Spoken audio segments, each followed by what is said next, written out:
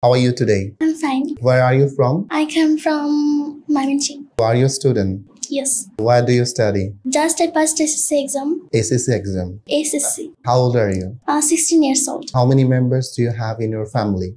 There are 6 members of my family. And who are they? My father, my mother, and 4 sisters, include me. What does your father do? My father is a principal of madrasa. What does your mother do?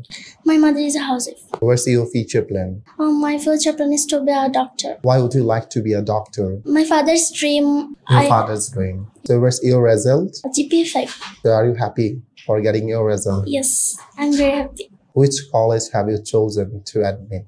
PCIC college, first choice. Do you practice English every day? Yes, I practice. How long do you practice English? About 30 minutes. With whom do you practice English? My sisters. Your sisters? Yes. Okay. Now you can speak in English, Alhamdulillah. And how do you feel? Alhamdulillah. I feel better. Yes, I feel better. Thank you very much and best of luck.